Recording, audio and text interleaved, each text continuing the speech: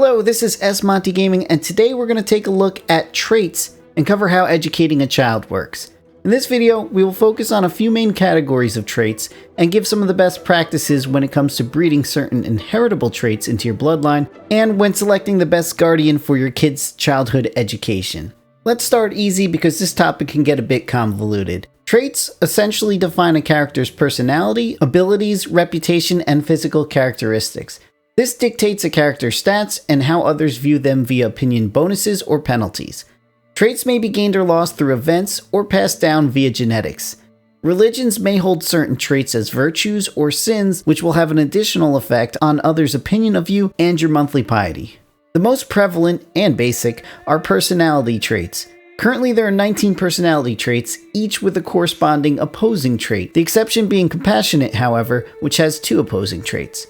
Opposing traits will cause characters of each to have a lowered opinion of one another, and a character may not possess both a trait and its direct opposite. These traits are randomly generated for each ruler at the start of the game, and characters will tend to have 3 traits defining their personality. In addition to the stated effects, there are some hidden stats associated with each. Boldness, which determines whether or not a character is affected by a certain level of dread, and what I'll call personality modifiers.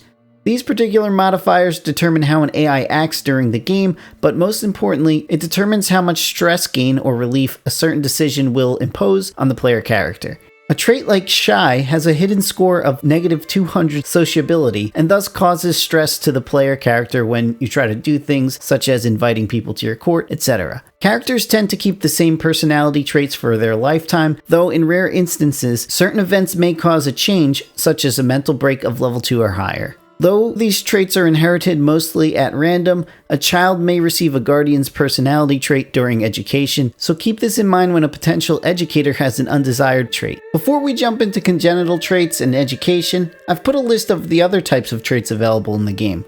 Given their acquisition is pretty straightforward via event or from lifestyle perks and decisions, we won't be covering them in detail. Just note that these traits also have hidden personality modifiers that affect how the AI acts.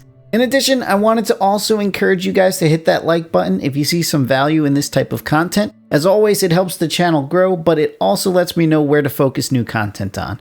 Okay, now we're ready for the complicated stuff. Congenital traits. Congenital traits are those that may be passed down from parent to offspring.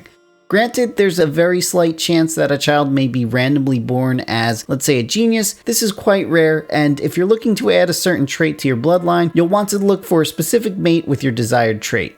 In the game, there are 2 types of congenital traits, leveled and non-leveled. The non-leveled traits exist as is, whereas the leveled traits can be strengthened or reinforced through genetics. More on this in a bit. The level traits come in 3 categories: beauty, intelligence, and physique. Each of these groupings can have both negative and positive traits. As an example, let's take the intelligence traits.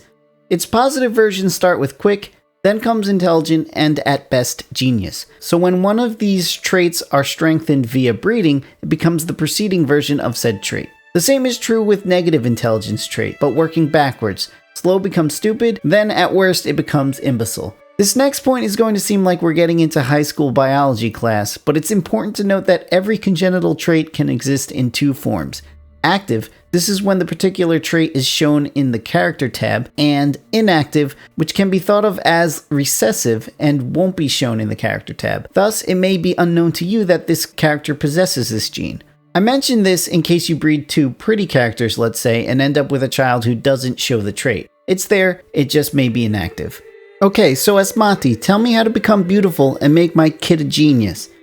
Well, I was going to dive into the algorithm and probability tables that the game uses, but it ended up seemingly outside the scope of practicality. It really just boils down to a few main principles that you should follow. First, always marry the highest trait that's available to you.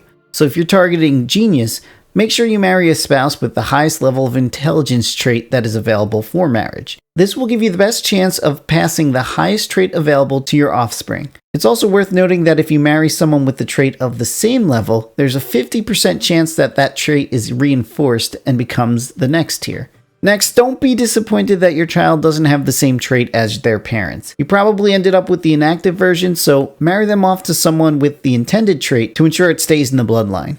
This tip I actually cover in my marriage video, and it's pretty useful here. Use your counselor, knights, and courtiers to marry and breed specific traits into your court. This is useful because it can create potential spouses outside of your dynasty for your children, and thus avoid the risks of inbred traits. Next, if you're targeting additional traits for your bloodline, make sure to do so slowly. Only introduce another trait once you've got a few generations seeded with the first. Doing so too quickly will lower the odds of passing down the initially bred trait and potentially lose it altogether. You might also want to consider first breeding a fertility trait into your bloodline before working on, let's say, genius, as it's a numbers game and more children equals more potential traits. Fecund and beautiful are both great options here. If you've got the renown, try to get the blood legacy perks. Getting at least level 1 will ease most of your struggles with RNG.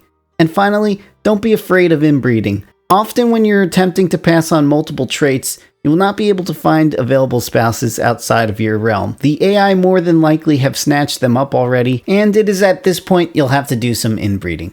The downside is that this may result in some negative traits, and be advised this chance increases with each subsequent generation, but in the best case, you'll end up with the pure-blooded trait. This is something you'll want to keep going as it provides a negative 50% chance at inbreeding, thus makes enhancing your bloodline much more feasible. Now that you know how to customize your kids' genetics, it's time to ensure your children have a proper education. Characters between the age of 6 and 9 can be given an education focus. The focuses that your child will favor is dependent on their childhood trait. Each childhood trait has a specific education that the child will struggle with, and 2 of which they will excel in. The AI will choose at randomly one of these, but you, as a parent, can change this by using the button in the lower left-hand corner of their character pane. When your child reaches adulthood at age 16, they will receive an education trait of some level within their selected focus. These education traits are also tiered with 4 levels each, so to ensure your child has a good shot at the highest tier, you must consider a proper guardian for their education. Choosing your guardian is important for maximizing the probability of a top-tier education trait. When your child is being educated, there are 9 hidden roles that are made to determine what the final trait will be. Given a level 4 trait will require your child to be successful on all 9 roles, this outcome will be very rare. The formula that the game uses to determine these roles considers the educator's primary stat in a given focus, half of their learning, and whether or not they have any intelligence traits.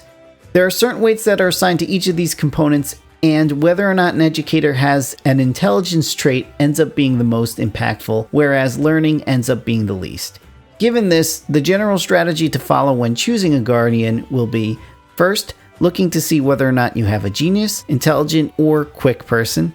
Next, you'll want to look for someone with the highest value in the child's education focus. And finally, if you can't find anybody with those qualifications, just pick the character with the highest learning. I really enjoyed digging into this topic as there were a lot of interesting little tidbits that I learned along the way. You definitely can make your head spin if you get into the math behind trait inheritance or the education outcomes, but I feel if you stick to some of the main principles I've laid out for you here, you'll still meet your goals. I hope this was helpful. This guide felt a little ambitious, but I tried my best to keep it succinct and understandable. Looking forward to seeing you all in the next one, so make sure you hit that sub button, and I'll catch you next time.